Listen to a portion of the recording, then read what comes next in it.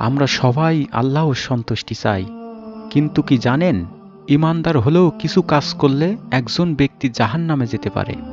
আজকের ভিডিওতে আমরা জানব 10টি এমন কাজ যা ঈমান থাকা সত্ত্বেও জাহান্নামে পৌঁছায়। 1. নামাজকে অবহেলা ও পরিত্যাগকারী।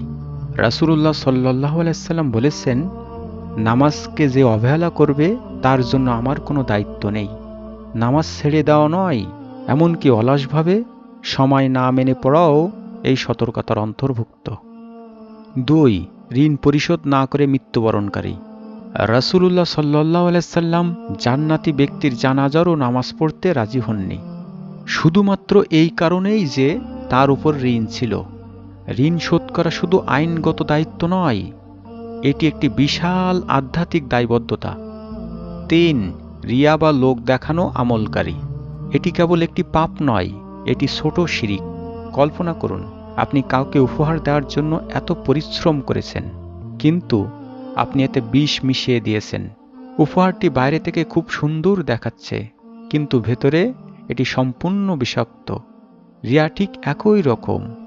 বাইরে থেকে আমলটি খুব সুন্দর দেখাচ্ছে, দীর্ঘ নামাজ, বড় দান, কোরআন তেলাওয়াত, কিন্তু যদি ভেতরের উদ্দেশ্য মানুষের মনোযোগ এবং প্রশংসা অর্জন করা হয়, তাহলে পুরো আমলটি আল্লাহর দরবারে কবুল হওয়ার পরিবর্তে বিষাক্ত হয়ে যায়।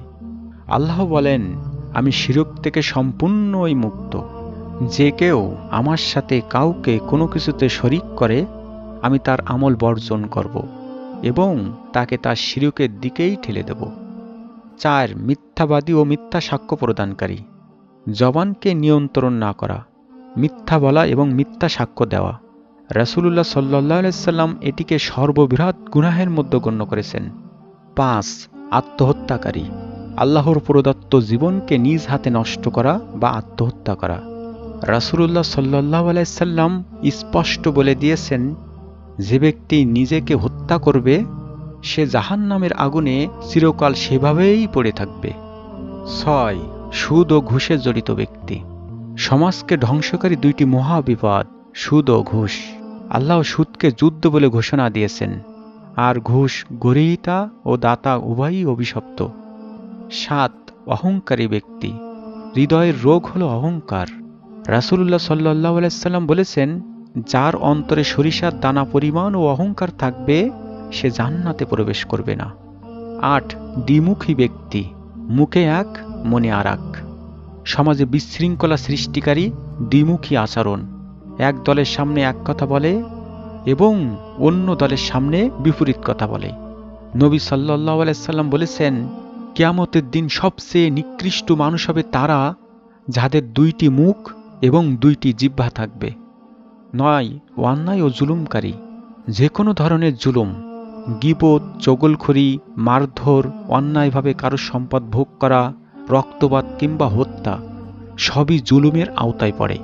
রাসূলুল্লাহ সাল্লাল্লাহু আলাইহি সাল্লাম স্পষ্ট করেছেন, মুসলিম সেই যার হাত ও জবান থেকে অন্য মুসলিম নিরাপদ।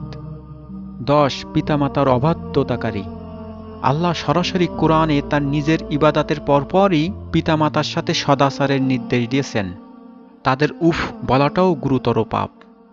এগুলো তোমাদের ভয় দেখানোর জন্য নয়, বরং সচেতনতা বৃদ্ধির জন্য।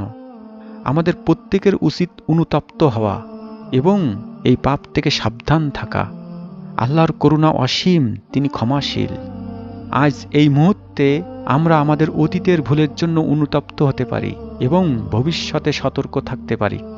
আল্লাহ আমাদের সকলকে এই ভয়াবহ পাপ থেকে বিরত থাকার তৌফিক দান করুন এবং তার ক্ষমা এবং জান্নাত লাভের সুযোগ দান করুন, আমিন।